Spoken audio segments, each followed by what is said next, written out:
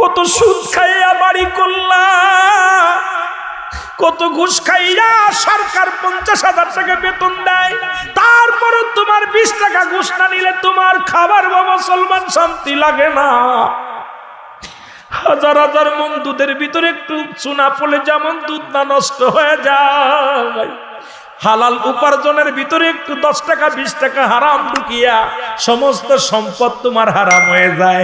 আজকে যাদের জন্য তুমি করলা কামাই, কেউ তোমার না, কেউ তোমার নাই।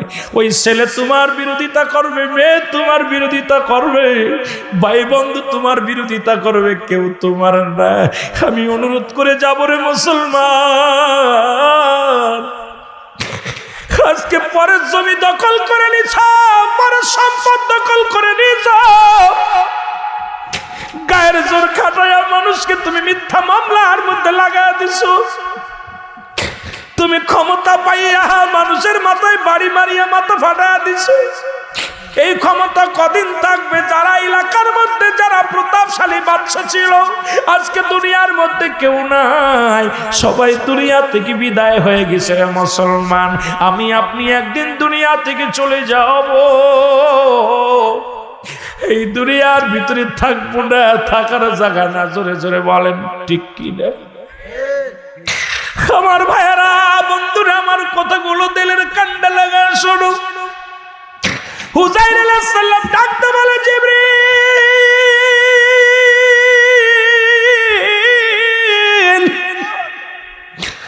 আমি 100 বছর ঘুমাইছিলাম, আমার আর বুঝতে বাকি নাই, কারণ আমার দাড়িগুলো পাক ধরেছে, আমার দাঁতগুলো পড়ে গেছে, গায়ের চামড়া ঢিল হয়ে গেছে। যখন আমি ঘুমাইছিলাম তখন আমি 40 বছরের যুবক ছিলাম, তখন আমার দাড়ির মধ্যে রং ধরে নাই, তখন আমার চুলের মধ্যে রং ধরে না, তখন আমার গায়ের চামড়া গুছায় নাই। জিবরিল আর বুঝতে বাকি না, আমি উযায়রের বয়স হয়ে গেছে, এখন আমার 140 বছর বয়স। হুযায়র আলাইহিস সালাম চলে গেলেন, বাড়িতে চলে গেলেন। আল্লাহু আকবার বলো না। উনি বাড়িতে চলে গেলেন, ওনার ছেলেকে রেখে এসেছিলেন। ওনার ছেলে, হে মুসলমান শোনো, ওনার কলিজার টুকরা সন্তান যায়, ছেলে মেয়েদেরকে বলে, বাবা আমি তোমাদের বাবা, আমি তোমাদের বাবা। হুযায়র আলাইহিস সালাম ছেলে বলে, না, আমাদের বাবা বেঁচে নাই, আমাদের বাবা আপনি হবেন কেন? আমাদের বাবা তো ছিল ইয়ং, 40 বছর বয়স, আপনি বুড়া এতদিন পরে। আমরা জানি বাদশা জুলকারনাইনের হাতে গ্রেফতার হয়েছে, এরপরে উনি ফিরে আসেন নাই, উনি না জানি মারা গেছে, আমরা আপনাকে বাবা বলে স্বীকার করি না। সবাই বলেন, সবার কাছে যে বলে, আমি তোমাদের নবী ছিলাম, আমি হুযায়র আলাইহিস সালাম, আমাকে তোমরা নবী, তোমাদের নবী কয় না। আমাদের হুযায়র বেঁচে নাই, তোমাদের মধ্যে কেউ তাকে মানতে পারলেন না, গ্রামের মানুষ তাকে চেনে না, কারণ 100 বছরের মধ্যে যারা ছিল উনার বয়সে সবাই মারা গেছে, এখন উনি মাত্র, উনার মধ্যে কেউ আর নাই।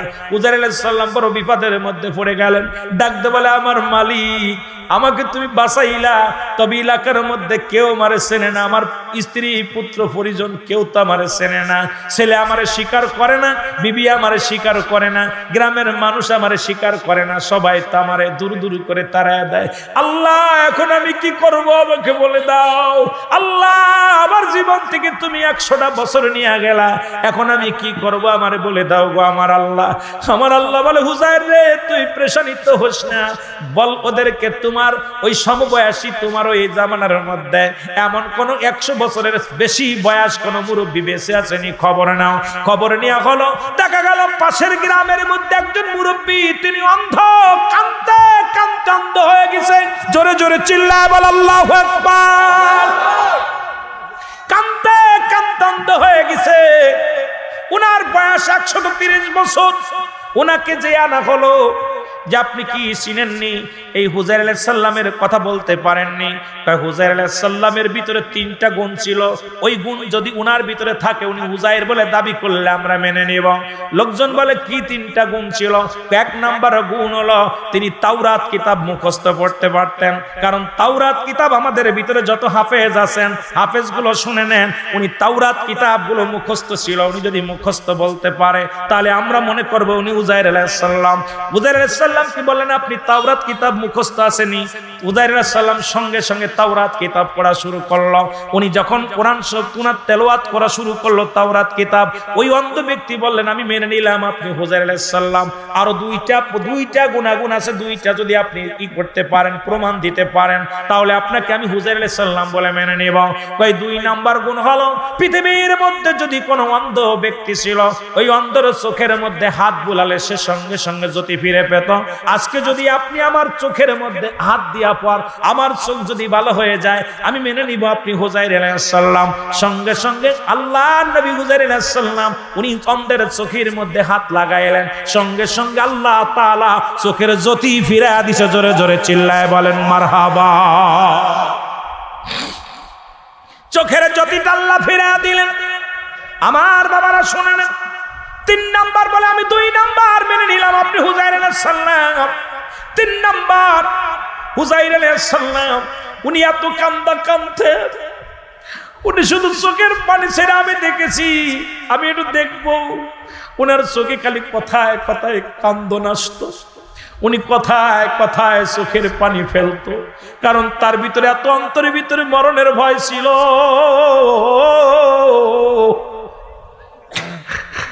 আল্লাহ,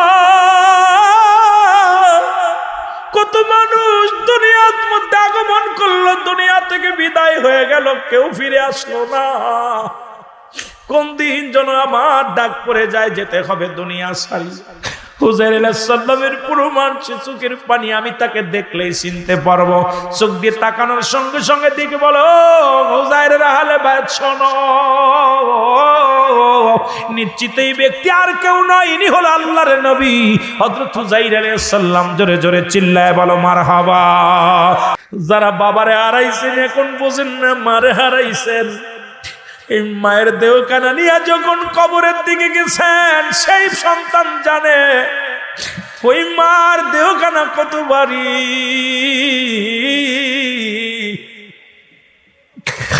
বাবার দেহখানা কত ভারী। আজকে মার বাবারে হারায় ফেলেছে। আমার বাবারা, কারণ এই জন্য বললাম আদম আলাইহিস সালাম দোয়া করে নিজের জন্য, ইউনূস আলাইহিস সালাম দোয়া করে নিজের জন্য, আর আখিরি নবীকে দোয়া শিখায় আমার আল্লাহ উম্মতির পিতা মাতার জন্য। জোরে জোরে বলেন ঠিক কিনা? শুধু আদম দোয়া করেন, একটু আগে বললাম, আবার বলেন রব্বানা যালামনা আনফুসানা ওয়া ইল্লাম তাগফির লানা। হে জীবন, জীবন নয়, এমন একটা জীবন আসবে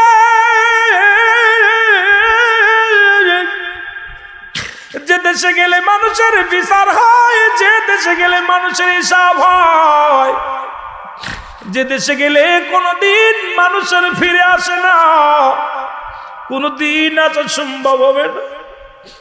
কত মানুষ দাদার বিদায় করলাম, দাদির বিদায় করলাম, চাচার বিদায় করলাম, নানা নানি বিদায় করলাম, শাশুড়ি বিদায় করলাম। কোন দিন যেন ডাক এসে যাবে, আমার বিদায় করে দিবি জনগণ। কত মানুষের জানাজা পড়লাম, কত মানুষের দাফন করাইলাম, কত মানুষের কাপন পরাইলাম। কোন দিন যেন আমার কাপন পরাবে কে রে মুসলমান? কে যেন আমার শুয়া দিবে অন্ধকার কবরে, যে দেশে গেলে বিচার হয়। 3টা বিপদ মানুষের। নাম্বার 1 হলো মানুষের মরণ, নাম্বার 2 হলো কবর, নাম্বার 3 হলো কিয়ামতের ময়দান। এই জন্য মরণের চিন্তা আমাদের ভিতরে আনা লাগবে।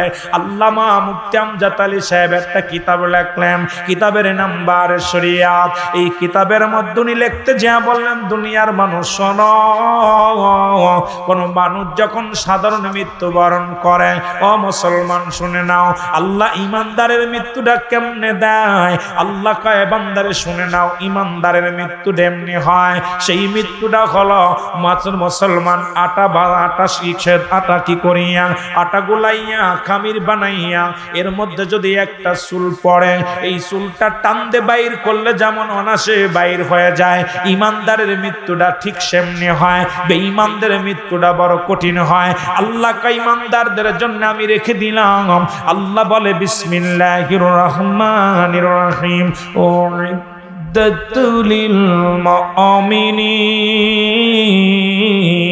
আল্লাহ কয় মুমিনদের জন্য, মুত্তাকিনদের জন্য আমি আল্লাহ প্রস্তুতি করে রাখলাম 8টা জান্নাত, একটা নয়, দুটি না, 8টা জান্নাত। বেঈমান কাফেরদের জন্য প্রস্তুতি করে রাখলাম আমি 7টা জাহান্নাম। আল্লাহ কয় ওদের জন্য রেখে দিলাম। কুরআন দলিল দেয়, আল্লাহ বলে বিসমিল্লাহির রহমানির রহিম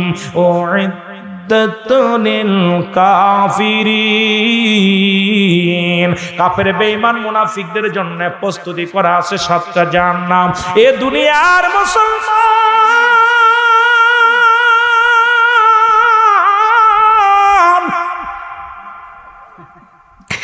আল্লামা মুফতি আমজাদ আলী সাহেব যে কিতাব লেখলেন, কিতাবের নাম্বার শরিয়ত। এই কিতাবের মধ্যে উনি লিখতে যা বললেন, দুনিয়ার মানুষ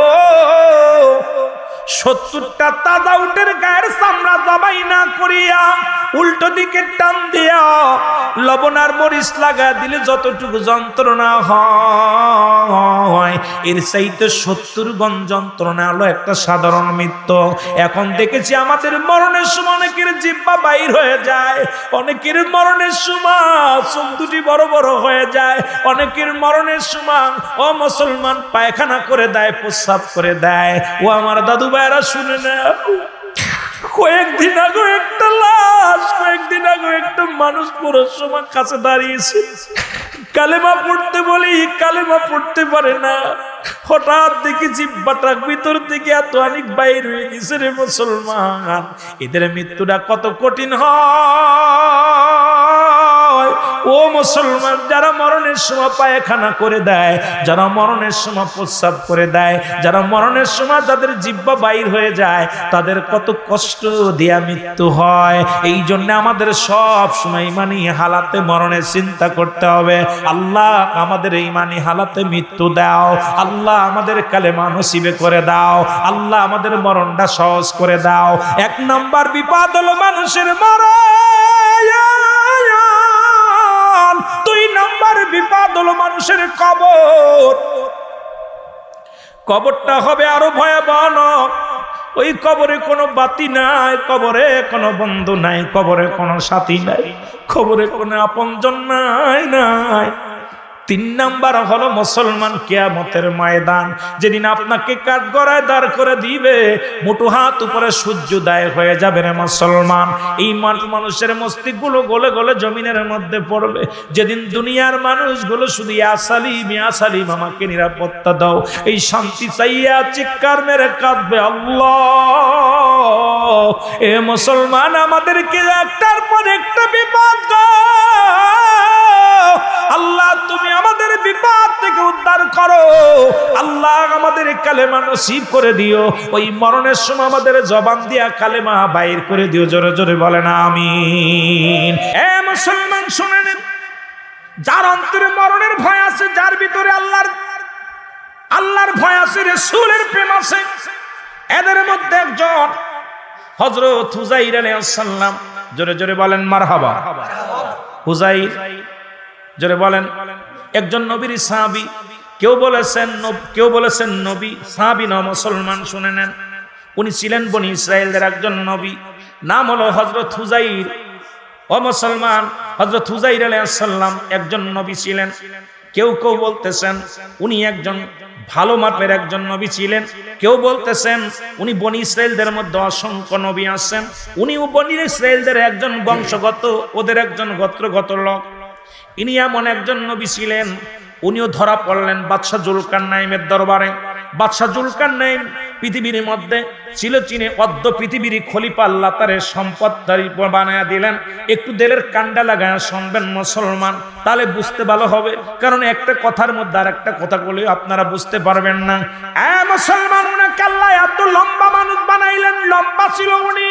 ও মুসলমান শুনে নেন, 48 হাত লম্বা ছিল দেহখানা, 48 হাত লম্বা মানুষ না। উনার হায়াত আল্লাহ দিয়েছিল 1600 বছর। কত বছর? জোরে চিল্লায় বলেন কত বছর? 1600 বছর আল্লাহ হায়াত দান করলো। আল্লাহ তাআলা একটা মুজিজার ঘোড়া তারে দান করলো। এই ঘোড়াটা দিয়ে বাদশা জুলকারনাইন একটা কদম যখন ওই ঘোড়া দিয়া চালাইতো 12,000 মাইল অতিক্রম করতে একটা কদমে জোরে জোরে চিল্লায়া বলা যাবেন আল্লাহু আকবার। কত হাজার? 12,000 মাইল অতিক্রম করত। এই দুনিয়ার মধ্যে অদ্য পৃথিবীর ক্ষমতাশালী আল্লাহ তারে দান করেছিল। মুসলমানদের মধ্যে দুজন দুধশাহ, তাদের একজনের নাম হলো নবী সুলাইমান, আর একজনের নাম হলো বাদশা জুলকারনাইন। আর কাফেরদের মধ্যে দুজন ছিল ক্ষমতাশালী বাদশাহ, একজনের নাম হলো বাদশা নমরুদ, আর একজনের নাম হলো বুখতানসর। জোরে জোরে চিল্লায়া বলা যাবেন আল্লাহু আকবার। আমার ভাইরা, আমার বন্ধুরা, আমার আতর আলী মন্ডল সাহেব মক্কা মদিনায় গেছে। আমার বাবা জান মক্কা মদিনায় গেছে। মক্কা মদিনা থেকে উত্তর দিকে একটা মহাকামা আছে, আলেকজান্ডারিয়া স্মৃতি শহর বলা হয়। বাদশা জুলকারনাইনকে ওই ময়দান, ওই শহরের মধ্যে শোয়ায় রাখা হয়েছে। ওনার কবরের পাশে একখানা সাইনবোর্ড লাগায় দুনিয়ার মধ্যে রেখে গেছেন, আমি বাদশা জুলকারনাইন, আমি দুনিয়ার মধ্যে বড্ড ভুল করেছি, আমার হায়াত সীমিত। আমি এতদিন আমি জানতাম না এত হায়াত আমার সীমিত, দুনিয়া থেকে বিদায় নিতে হবে, আমার মতো কেউ ভুল করবা না। তাহলে 1600 বছর হায়াত পেয়ে যদি বলে সীমিত হায়াত, আর আখিরি নবীর উম্মত বর্তমান আমাদের হায়াত হলো গড়ে 70 বছর। জোরে বলেন ঠিক কি না? কত বছর? 70 বছর। এই 70 বছর ধরেন, 70 বছর বয়স কত বছর? কথা কয় না কেন? 70 বছর বয়স, এই বয়স সামনে 70 বছর বয়সের মধ্যে 10 বছরে চলে গেল বাল্য জীবন। কোন জীবন? কত বছর থাকলো? কত? কথা বলেন কত বছর? কথা বলেন মুরব্বী, শিখবেন। 60 থাকবে। কত? 60 বছর। 30 বছর যাবে ঘুমের মধ্যে, থাকলো কত? 60 বছরের ঘুমালেন কত বছর? কথা কন না কেন? কয় বছর? 30 বছর ঘুমাইছেন, আছে কত বছর? 30 বছরের 15 বছর হবে আপনার। এ মুসলমান, 15 বছর হলো বিয়ে শাদী সংসার ধর্ম, থাকলো কত? কথা কন কত থাকলো? 15 বছর থাকলো। আর 5টা বছর ধরেন বৃদ্ধ জীবন, প্রস্রাব করে দিবেন, কথা কইতে গেলে ওযু চলে যাবে, ভালো মতো আল্লাহকে ডাকতে পারবেন না, থাকলো মাত্র 10 বছর। হিসাব করে মিলায় দেখেন, এই 70 বছরের মধ্যে আমার মাওলার ইবাদত 10টা বছরও করতে পারেন নাই। আমার আল্লাহ যদি ধরে কোনো বান্দা জান্নাতে যাবেন, এটা সম্ভব হবে না। আল্লাহ যদি দয়া না করে কোনো বান্দা বাঁচতে পারবে না। জোরে জোরে চিল্লায় বলেন ঠিক কিনা? যে কথাগুলো বলতেছিলাম, এই জুলকারনাইন মুসলমানদেরকে বন্দী করলেন, হাজার হাজার মুসলমানদেরকে বন্দী করে কয়াত করে জেলখানার মধ্যে, গরদের মধ্যে ঢুকাইলেন। বাদশা জুলকারনাইন তৎকালীন জামানায় মুসলমানদেরকে গ্রেফতার করে জেলখানার মধ্যে ঢুকাইলেন। এই জেলখানার মধ্যে দেখতে পাইলেন হযরত হুজাইর আলাইহিস সালামকে। দেখে উনি চিনে ফেললেন। হযরত উজাইর আলাইহিস সালামকে দেখেই বাদশা জুলকারনাইন বললেন, আপনি নবী, বনী ইসরাঈলদের মধ্যে একজন নবী, আপনাকে আমি মুক্তি দিলাম, আপনাকে আমি বিদায় করে দিলাম, চলে যান। হযরতে মুসলমান উজাইর আলাইহিস সালাম মুক্তি পেয়ে উনি চলে আসলেন জমিনের মধ্যে হাঁটা চলা করার পর, আল্লাহ এই জমিনটা তুমি কেমনে বানাইলা? এই লক্ষ লক্ষ মানুষ তুমি কোটি কোটি মানুষগুলো বানাইলা, আল্লাহ আবার কেমনে তুমি উঠাইবা? এদের কেমনে বিচার করবা? কেমনে কি করবা? এটা নিয়ে গবেষণার মধ্যে চলে গেলেন। এই গবেষণা করতে করতে উনি একটা গাছের নিচে, বৃক্ষের নিচে দিয়ে বসলেন। হুজুর আলাইহিস সালাম একটা বৃক্ষের নিচে দিয়ে বসলেন। বৃক্ষের নিচে বসে বসে আল্লাহর জিকিরে মাশগুল হলেন। উনার একটা গাদা ছিলেন, গাদাটা একটা গাছের লগে বাঁধলেন। খাবার পানি, মুসলমান খাবার সামগ্রী সব কিছু পাশে রেখে যখনই শুয়ে পড়লেন, আমার আল্লাহ কাজরাইল, আর দেরি করিস না, উজাইরের জানটা বাইর করে নিয়ে আয়, আর দেরি করা যাবে না। সঙ্গে সঙ্গে হযরত উজাইর আলাইহিস সালামের জানটা বাইর হয়ে গেল। একে একে একদিন নয়, দুদিন নয়, 100 বছর পার হয়ে গেল। জোরে জোরে চিল্লা বলা যাবে না মারহাবা? 100 বছর মৃত্যুর বয়স হয়ে গেল। কত বছর? 100 বছর মৃত্যুর বয়স হয়ে গেল। 100 বছর পরে হযরত হুযাইর আলাইহিস সালামকে আবার পুনরায় জীবিত করা হলো। সুবহানাল্লাহ বলেন। জীবিত করার পর হুযাইর আলাইহিস সালাম দেখতে পাইলেন পানির এখানে রাখছিল, পানি ঠিকই আছে, খাবার ঠিকই আছে। জিবরিল আমিন এসে বলো, হুজুর আসসালামু আলাইকুম। হে আল্লাহর নবী হুযাইর আলাইহিস সালাম, আপনি কত সময় ঘুমাইছিলেন? কত সময় ঘুমাইছিলেন? হুযাইর আলাইহিস সালাম বলে, ভাই জিবরিল শুনে নাও, আমি বেশি সময় না, আমার মন বলে একদিন বা তার চাইতে কম সময় ঘুমাইছি। এই যে ঘুমানোর ওয়াজ করলাম হঠাৎ করে, এই জন্য কথাটা ভালো করে বুঝে নেন। আপনাদেরকে বললাম শুনে নেন, প্রায় একদিন, হয়তো একদিনের কম আমি ঘুমাইছি। হুযাইর আলাইহিস সালাম বলার পর জিবরিল আমিন বলেন, না না হুজুর, আপনি কি জানেন না আপনি 100 বছর যাবত ওখানে ঘুমায় আছেন? জোরে বলা যাবে না মারহাবা? আরেকটু জোরে বলা যাবে না আল্লাহু আকবার? 100 বছর আপনি ঘুমায় মারা গেছেন। 100 বছর আগে আপনার রূহটা বাইরে হয়ে গেল। হুযাইর বলে, না আমি মানতে পারি না। আমার মন বলে ঘন্টা হানেক বা ঘন্টা তিনেক বা ঘন্টা না হলে একদিন, এর বেশি আমি ঘুমাই নাই। সুবহানাল্লাহ বলেন। কয় হুজুর আপনার সাথে কি কি ছিল? আমার একটা গাধা ছিল। কয় গাধাটা কোনে? কয় সামনে। দেখে গাধার 2 সাইডে হাড্ডি শুধু পড়ে আছে সামনে, গাধার রশিটাও পচে গেছে। হুযাইর আলাইহিস সালাম কে আমার গাধা কই? হঠাৎ করে আল্লাহ কয়, জিবরিল রে তাড়াতাড়ি গাধাটারে জিন্দা কর। গাধাটারে জিন্দা করলেন। গাধাটা আবার দাঁড়ায় গেলেন। গাধাটা তুমি আশ্চর্য হয়ে গেলেন, যার দুবলা হয়ে গেছে, মাটি হয়ে গেছে, সমস্ত হাড়, কয়েকটা হাড্ডি শুধু ব্যতীত সমস্ত অঙ্গ প্রত্যঙ্গ সব ধুলায় মিশে গেছেন। আমার আল্লাহ বলেন, কুল্লু মান আলাইহা ফান। আল্লাহ কয় বান্দারে পৃথিবীর মধ্যে কিচ্ছু বলতে কিচ্ছু আমি রাখবো না।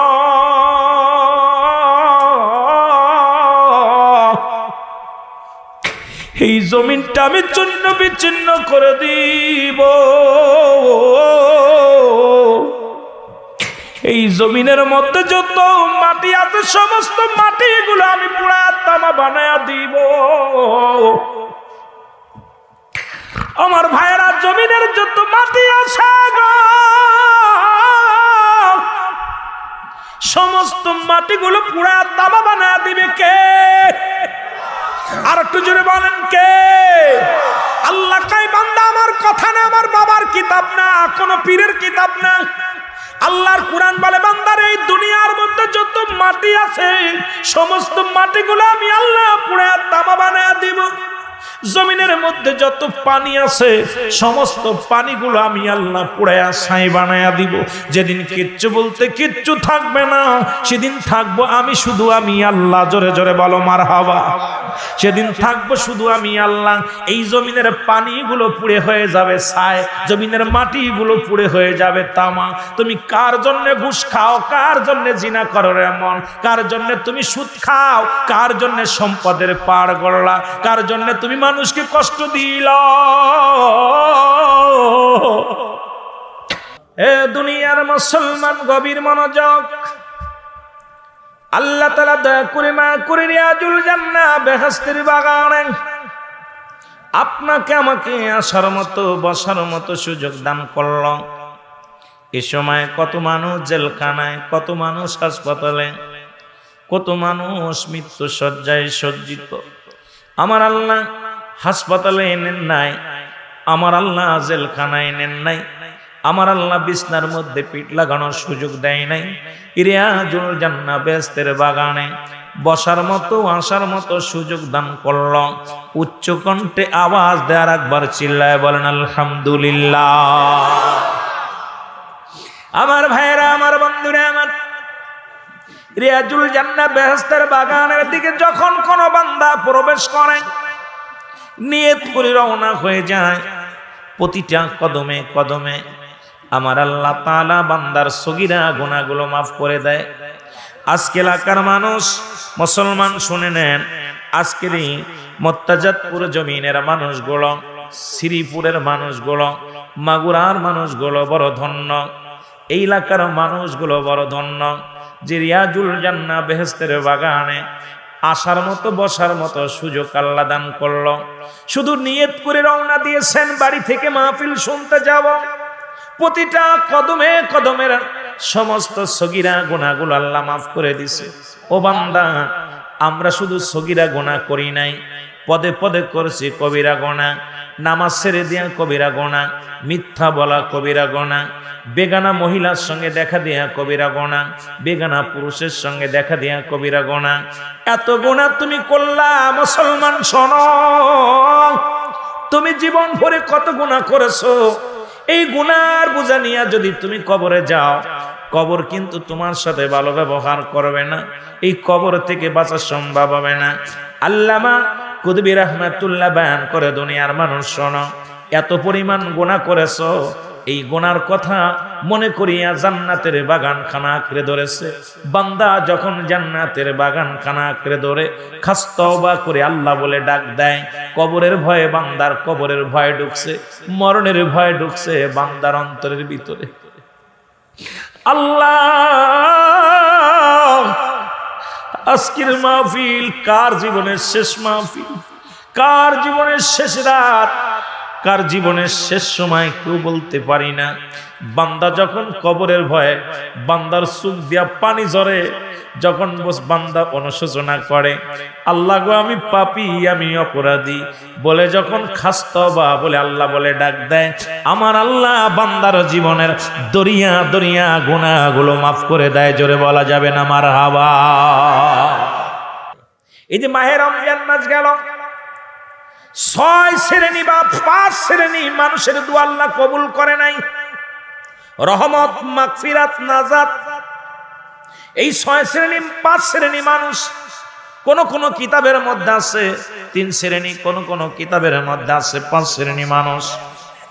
তাদের মধ্যে 1 শ্রেণী মানুষ হলো যিনি হিংসুটে, যার মনে হিংসা আছে, যার মন ভরা হিংসা আছে, সে যত বড় আলেম হোক, সে নিজেকে বড় মনে করে, আমি বড় মুফতি সাহেব, আমি বড় জ্ঞানী, আমি বড় হাফেজ সাহেব, আমি বাড়িওয়ালা, আমি গাড়িওয়ালা, আমার টাকা আছে, আমার ধন সম্পদ আছে, আমার জনবল আছে, আমি ক্ষমতার মালিক হয়েছি। ও মুসলমান শুনে নাও, যার ভিতরে যার না পরিমাণ হিংসা আছে, আমার আল্লাহ বলে বান্দা তার জন্য রহমত নয়, তার জন্য এই দুনিয়ার মধ্যে লাইলাতুল কদর নয়, লাইলাতুল বরাত নয়, লাইলাতুল মিরাজ নয়, মাহে রমজান মাস নয়। কারণ ওই ব্যক্তির হিংসা যতক্ষণ পর্যন্ত সিনা থেকে দূর না হবে, ওই ব্যক্তির কোনো প্রার্থনা আমার আল্লাহ কবুল করবে না। জোরে জোরে চিল্লায় বলা যাবে না আল্লাহু আকবার। 1 নাম্বার হলো হিংসুটে মানুষের দোয়া আল্লাহ কবুল করে না, মাফ করে না। 2 নাম্বার হলো আল্লাহর সঙ্গে শিরককারী যে ব্যক্তি শিরক করলো, শিরিক করে, শিরিকি গুনাহ। দেখা যায় আমরা হাসতে হাসতে গুনাহ করে ফেলি। বললাম টাকা ছিল বিলে বাঁচলাম, জমিতে ফসল ছিল বিলে বাঁচলাম, ছেলেটার চাকরি ছিল বিলে বাঁচলাম, গাবিটা ছিল বিলে বাঁচলাম, গাড়িটা ছিল বিলে বাঁচলাম, ব্যবসা ছিল বিলে বাঁচলাম। পীর সাহেব বাঁচায়া দিছে, মৌলবী সাহেব বাঁচায়া দিছে, অমুক সাহেব বাঁচায়া দিছে, সব কিছুর মালিক হলো আমার আল্লাহ। ও মুসলমান শুনে নেন, এই দুনিয়ার মধ্যে আমার আল্লাহ তাআলা দুনিয়ার জিন্দেগির মধ্যে ভালো করে বুঝে নেবেন, এই দুনিয়ার মধ্যে আল্লাহর সঙ্গে যারা শিরক করবে, এই শিরকি গুনাহগুলো ব্যক্তি গুনাহকারী ব্যক্তির দোয়া আল্লাহর দরবারে কবুল হবে না। জোরে জোরে চিল্লায় বলো আল্লাহু আকবার। 3 নাম্বার হলো মুসলমান, 3 নাম্বার হলো পিতা মাতার নাফরমানি সন্তান। একটু আগে ফরিদউদ্দিন আলোচনা করতেছিলেন পিতা মাতার নিয়ে। 3 নাম্বার হলো পিতা মাতার নাফরমানি সন্তান। দুনিয়ার মধ্যে পিতা মাতার সঙ্গে দুর্ব্যবহারকারী সন্তান, পিতা মাতার অবাধ্য সন্তান, সে যত বড় মুক্তি হোক, পীরের কাছে সারা জীবন জিন্দেগি কাটাবে। মুসলমান হজ করতে যাইয়া হাজী সাহেব কপাল ছুলে ফেলেছে, 1000 বার হজ করবেন, কোশ্চিন কালো আপনার হজ কবুল হবে না, যাকাত কবুল হবে না, কুরবানি কবুল হবে না, যতক্ষণ পর্যন্ত আপনার পিতা মাতা আপনার উপরে সন্তুষ্ট না থাকবে।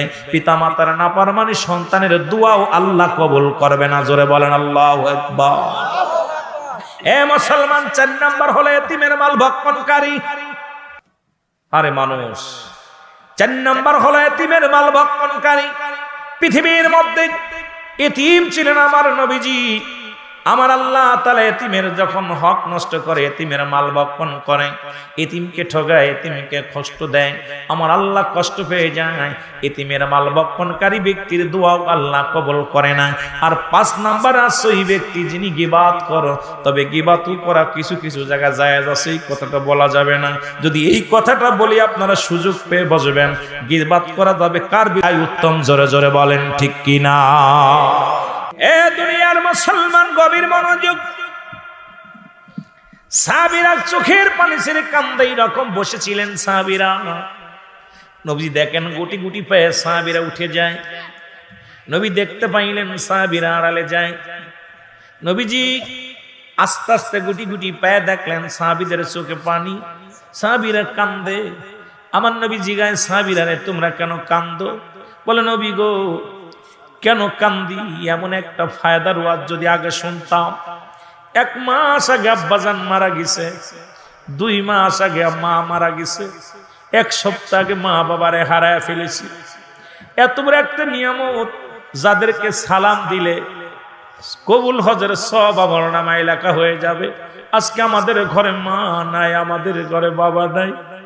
বাবা মারে হারায়া বড্ড পাগলের মতো হয়ে গেছি। আর রাসূলুল্লাহ, ইয়া হাবিবাল্লাহ, আমাদের ঘরে মা নাই, আমাদের ঘরে বাবা নাই, বড্ড কষ্ট পায়, এত বড় নিয়ামত থেকে বঞ্চিত হয়ে গেলাম।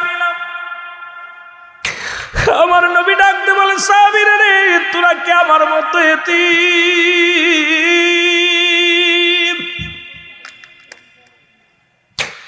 আমি নবীজি জীবনে কোনদিন আমার আব্বারে শরীয়তের চোখ দিয়া দেখি নাই। আমার মাকে হারাইছি, খুব ছোট্টবেলা মাকে হারাইছি। আমার মতো এতিম কেউ কি আছে? আল্লাহ বলে, আলাম ইয়াজিদকা ইয়াতীমান ফা। আল্লাহ আল্লাহ বলে, হাবিব আপনার আমি এতিম বানাইলাম। আল্লাহর কুরআন বলে, আমার কথা না, আল্লাহর কুরআন কি কয় শোনালাম। আত্মশির কোনো কিতাব নাই, সারসিনার কোনো কিতাব নাই, পুরপুরা শরীফের কোনো কিতাব নাই, জামাত ইসলামের কোনো কিতাব নাই, ও মুসলমান তাবলীগের কোনো কিতাব নাই। কিতাব হলো আমার আল্লাহর। আল্লাহর কিতাব বলে, হাবিব আপনার আমি এতিম বানাইলাম। কি বানাইছি? ঘোষণা কার? আরো জোরে। ঘোষণা হলো আমার আল্লাহ। এতিম বানাইলাম, আপনাকে আমি পথহারা বানাইলাম, আবার পথের সন্ধান দিলাম।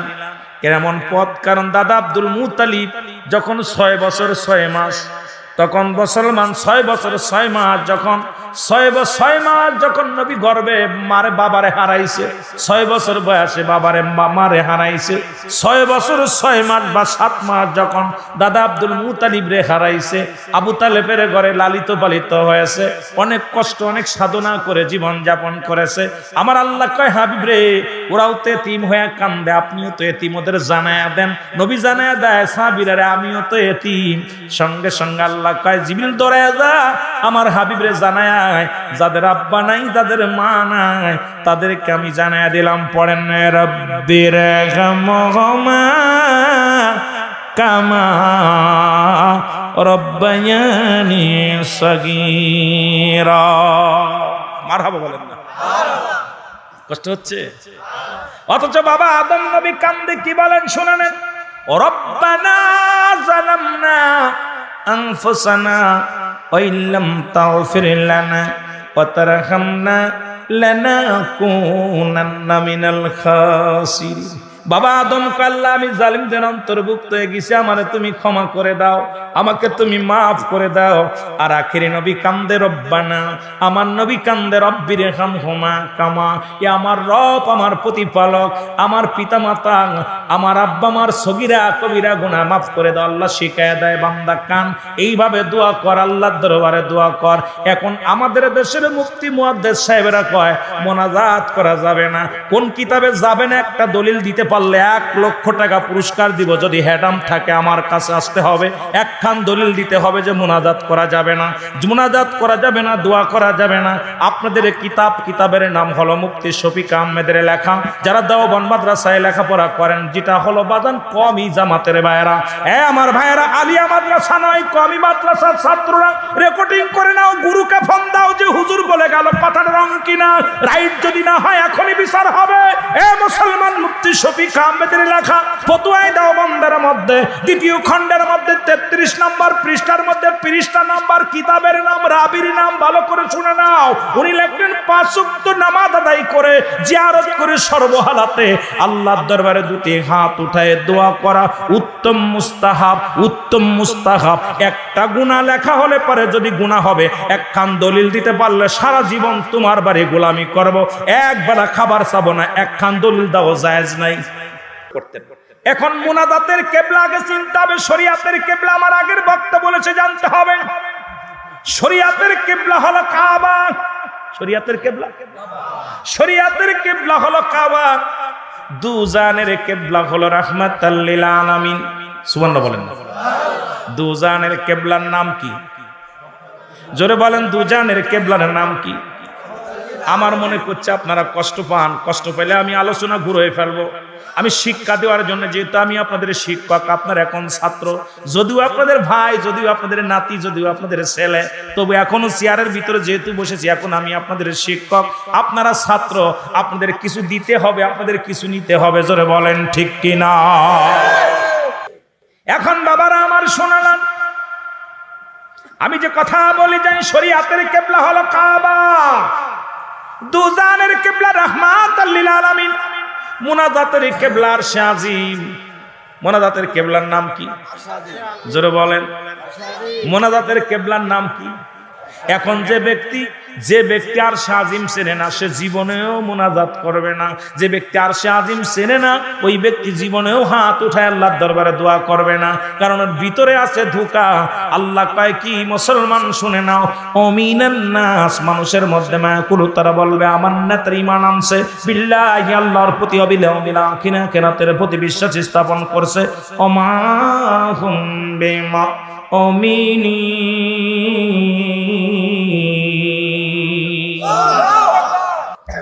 আমার মুসলমান বাবারা শুনে নেন, এই জন্য আমাদেরকে বোঝার দরকার, আমাদেরকে জানার দরকার। আপনি অস্বীকার করতে পারেন, নয়তো বলতে পারেন আপনার যেটা জানা আছে আমার সেটা নাই, আমার যেটা জানা আছে আপনার সেটা নাই। এখন আপনি সেটা জানেন না, শোনেন নাই, দৌড়ে এসে ফতোয়া দেন এটা জায়েজ নয়, জায়েজ নয়, হারাম। এই ফতোয়া দেওয়ার এখতিয়ার আপনার নয়, কারণ একটা ফতোয়া দিতে গেলে সর্বনিম্ন 3টা কিতাব থেকে মেসাল দিবেন, এই 3টা কিতাব রিসার্চ করবেন, তারপরে ফতোয়া দিবেন। আপনি ওই ছোটি কিতাব পড়ে এসে লাভ দেই যদি বলেন এটা জায়েজ নয়, কারণ আপনি সমাজ এবং জাতিকে নষ্ট করার জন্য নিজেই দায়ী হবেন। ইয়াউমাল কিয়ামতের ময়দানে আল্লাহর দরবারে জবাব দেওয়া সম্ভব হবে না। জোরে বলেন ঠিক কিনা? এ আমার ভাইরা, আমার বন্ধুরা, আমার গভীর মনোযোগ, যেটা আমি কথা বলতেছিলাম, আমার বাবারা দিলের কান্ডা লাগা শোনো। নবীজি বললেন সাহাবীরা রে, মনে আসেনি? মনে আছে? নবীজি বললেন সাহাবীরা রে, তোরা কেন কান্দিস? আমার তো মাও নাই, আমার বাবা নাই, আমি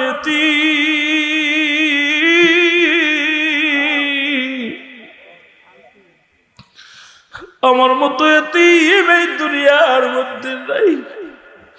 আজকে যার মা নাই, যার বাবা নাই, সেই জানে বাবারে মারানো কত ব্যথা, মারে হারানো কত ব্যথা। পৃথিবীর মধ্যে আসার একটা সিরিয়াল আছে, যার কোনো সিরিয়াল নাই। দেখা যায় সন্তানের লাশ বাবার কাঁধে, বাবার লাশ সন্তানের কাঁধে। পৃথিবীর মধ্যে সন্তানের লাশ বহনকারী পিতায় জানে, যে বাবার কাঁধে সন্তানের লাশ নিছেন, এখানে দাঁড়া সন্তানের লাশ কাঁধে নিছেন, সেই ব্যক্তি জানে সন্তানের লাশ কত ভারী। আমি আপনি বুঝি না। ওই বাবারে জিগাইবেন, বাবা বলবো দুনিয়ার মানুষ শোনো,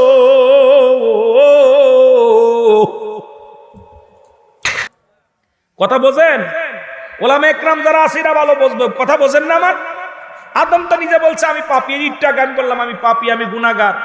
এখন আপনি যদি কইতে পারেন আর নিজেকে অপরাধী ভাব, আদম ভাবতেছে। এখন অনেক আলেম আছে কয় আমি বড় জান্নাওয়ালা, আমি বড় জ্ঞানী, আর আমি কই আমি সবচেয়ে গুনাহগার, আমি পাপী, কিছু জানি না। এখন আদমও বলতেছে আল্লাহ আমি জালিমদের অন্তর্ভুক্ত হয়ে গেছি, আমারে ক্ষমা করে দাও। এখন আমাদের দেশে কিছু পণ্ডিত আছে 2 পাতা পইরে এত ভাব পোশাক পইরা এমন একটা ভাব দেখায় মনে হয় এলাকার কুতুবের সাথে আর কেউ নাই।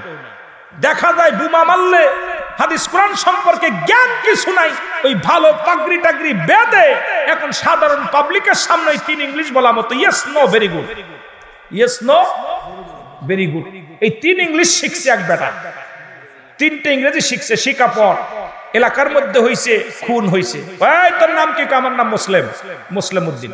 এলাকায় খুন হয়েছে, কয় ইয়েস। কয় কে খুন করছে? কয় নো। কয় তাহলে থানায় চল। কয় ভেরি গুড। পুলিশ ভাই বলতেছে, কারণ পুলিশরা কি না পারে, আমি পুলিশের অবস্থা দেখছি সেদিন এই রোজা 23 রোজায়, কোন কত রোজায়? 23 রোজায় মাগুরা আসলাম ছেলেদের কিতাব কিনতে, মাদ্রাসার কিতাব কিনতে এসে কেবল ফলের দোকানে দাঁড়াইছি। শুভ সরকার নামে এক পুলিশ, শুভ সরকার। আমি বললাম ভাইজান আমি তো পুরো সবই এখানে বাড়ি, আমি একটা কিতাব নিতে আসি। উনি চাবিটা টান দিয়ে খুলে নিল। বাংলাদেশের এমন কোন পুলিশ নাই রুহুল আমিনের নাম বললে আসসালাম ভাইজান ভালো আছেন সেলফি তোলার জন্য বসে থাকে। আমার গর্ব এত ক্যারেক্টার নয়, তবে আপনাদের দুয়ার বরকতে বাংলাদেশের এমন কোন জায়গা নাই, এমন কোন পুলিশ প্রশাসন সবাই শ্রদ্ধা করে, অনেক ভালোবাসে, এত ভালোবাসে সেলফি তোলে। ভাই দোয়া করি, অল বাংলাদেশে একটা রুহুল আমিন সিদ্দিকী পুলিশের জন্য দোয়া করে। যতগুলো মুনাজাত দেখবেন আমি পুলিশ প্রশাসনের জন্য দোয়া করি। স্বাধীনতার পক্ষে যারা কথা বলে তাদের জন্য দোয়া করি, যারা মুক্তিযোদ্ধা করে শাহাদাত বরণ করেছে তাদের জন্য দোয়া করি। এক আমি গুনাহগার, কারণ অন্য কোন বক্তা কি করলো জানি না, কারণ আমি দেশের জন্য আমার চোখে পানি পড়ে। কিন্তু এই বেয়াদব পুলিশটা এত বড় বেয়াদব। আমি বললাম ভাইজান গাড়ির কাগজপাতি সব ঠিক আছে, গাড়িটা আমি চেয়ে আনছি। কয় আপনার কই? কাগজ কই? ড্রাইভিং লাইসেন্স, আমার বড় গাড়ির ড্রাইভিং লাইসেন্স 10 বছরের লাইসেন্স। আমি বললাম ভাইজান সব আছে। কয় গাড়ির কাগজ? আমি গাড়ি তো আমি চেয়ে আনছি, আমার বড় ভাইয়ের গাড়ি।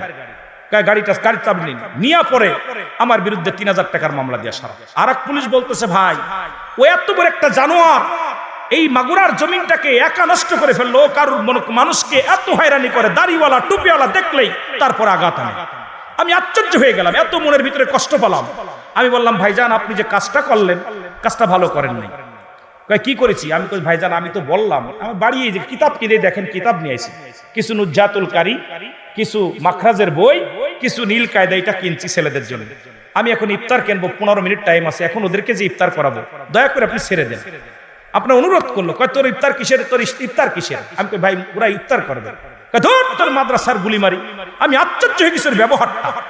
এইরকম কিছু জানোয়ার মার্কা পুলিশের জন্য পুলিশ বাহিনীর সুনাম নষ্ট হচ্ছে। আবার এমন পুলিশ আছে যারা তাহাজ্জুদের নামাজ পড়ে, জোরে বলেন ঠিক কিনা?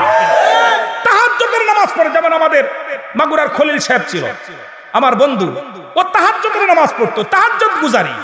আমাকে তাহাজ্জুদের নামাজ সময় আমার উঠাইতো, রুহুল আমিন ভাই উঠছেন, 3টা বাজলে উঠে পড়তো।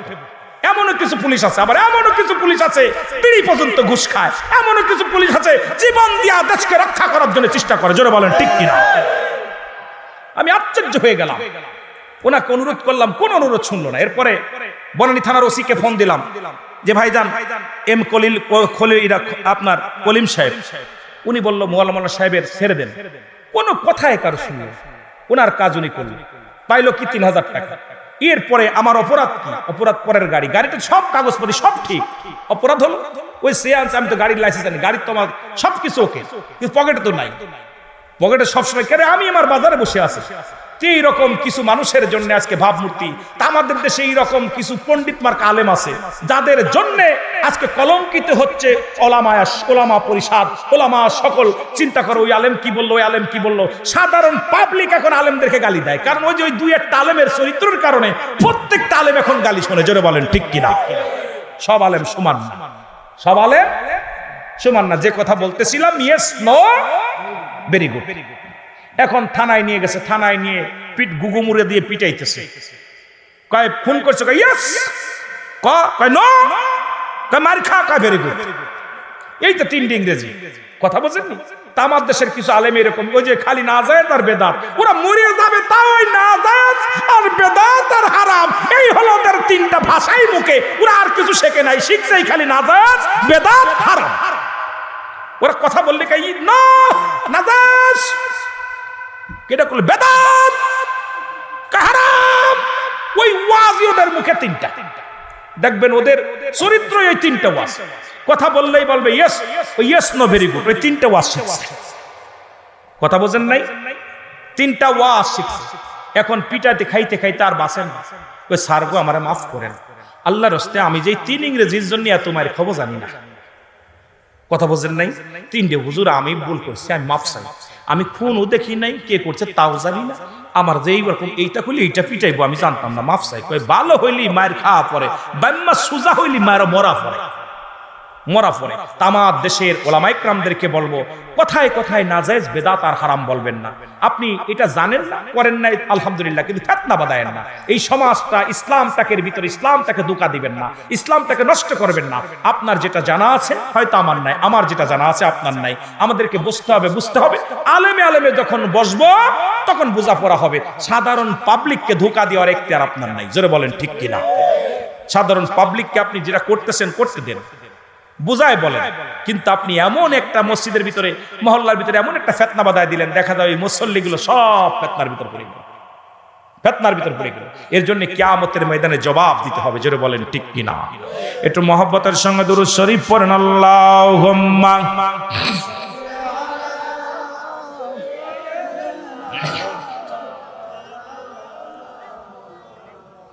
ওয়ালা আলি সাইয়্যিদিনা, সাউন্ড বাড়ান একটু মহব্বতের সঙ্গে দুরূদ শরীফ পড়েন। আল্লাহুম্মা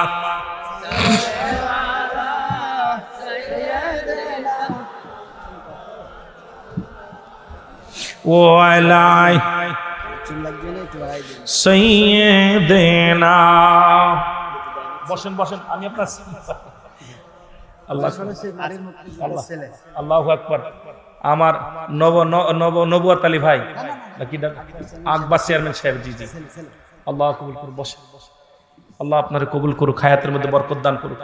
আপনাকে পেয়ে আমি অনেক খুশি হয়েছি। এক নজর ওয়াজ নষ্ট হবে না আমি তাকাই নাই বেশি, কারণ আমি খেয়াল করছি আপনি বসে আছেন, না সালাম দিয়ে যাবেন প্রয়োজন হলে। আল্লাহ কবুল করুক, একটু দোয়া নিয়ে যাবেন, কারণ আমাদের দোয়াটা দুইটা জিনিস, দোয়া এবং দাওয়া, এটা দুইটা জিনিস লাগবে। মানুষ যার জন্য দোয়া করে আল্লাহ তার উপরে রাজি খুশি হয়ে যায়। জোরে বলেন না সুবহানাল্লাহ। আল্লাহ এইসব কথা আমি কইতে পারতাম না, চুপ করেন। কোনো হারাই নাই, কোনোটা হারাই নাই। সব ছেলে মেয়ে যা হারাইছে সব এখনকার সেই জামানা আছে, হারানোর জামানা। এখন ছোট্ট ফুলা আমার এই হারাই ফেলতে পারে। জোরে কোন ঠিক কিনা? এখন সেই যুগ নাই, ডিজিটাল যুগ। এখন আর বলদ নাই কেউ, সব ফুলা এখন বাপরে জিগাই কয় আব্বার নাম কি, কয় আব্বার নাম অমুক, বাড়ি কই অমুক জায়গা। কিছু না কইতে পারলো মোবাইল নাম্বার কইতে পারে, কথা কইতেন নি। কিছু না পারলাম এই কার্টুন আর কার্টুন। আমার ফুলা একটা ছোট্ট 1 বছর, আরে বাবা খানা খাইতে বললে আগে মোবাইল, আগের মোবাইল হাত ধরে, মার হাত ধরে আগে মোবাইল দাও, এরপর মোবাইল ধরে খালি এরকম টুকাটুকি করতে হবে। আমি কই কি শিখাইতেছো? কয় এটা খাবে না। না আমি খাই, খাক না খায় না খায়, কারণ ও খানা খাইলে জীবনে গায়ে লাগবে না, কারণ ইবলিস দেখে দেখে খাচ্ছে। কথা বোঝেননি? তে হলো জামানা বলটা গেছে, বলেন ঠিক কিনা? জামানা ঠিকই আছে, মানুষ সব পাল্টে গেছে। ঠিক কেটা বলেন না? জামানা পাল্টে গেছে, মানুষ সব ঠিকই আছে, এখন তো আর আগের মতো শান্তি খুঁজে পাই না। ঠিক, এখন তো আর আগের মতো শান্তি খুঁজে পাই না। যদি বলেন ঠিক কিনা? কথাটা বাস্তব। সব ঠিক আছে, শান্তি আসতেছে না, কারণ আমাদের ভিতরে পেঁয়াজ ঢুকে গেছে। জোরে বলেন ঠিক কিনা? দুনিয়া ধরে ফেলেছে। এক কথাই হলো দুনিয়া আমাকে ধরে ফেলেছে, গ্রেফতার করেছে দুনিয়া। আমার এখানে সেইটা হাদিয়া যদি কোথাও 2000 বেশি হয় সেখানে চলে যায়। কথা বুঝছেন? এমন ভাবে ধরছে দুনিয়া। যদি শুনি হুজুরুল আমিন সিদ্দিকী এখানে কত দিব হাদিয়া, এত। হুজুর 5000 বেশি। কইবা আমার আব্বা মরে গেছে, দাদা মরে গেছে, আজকে আইতে পারতাম না। কথা বুঝছেন? জেদারে মারাই ফেলছে। আল্লাহ আমাদের কবুল করুক, সকলে বলেন আমিন। 12টা বাজতে চলছে, আমরা আগে একটু নবীরে সালাম জানাই আসি। সবাই নবীজিকে সালাম জানায়। নবী সালাম।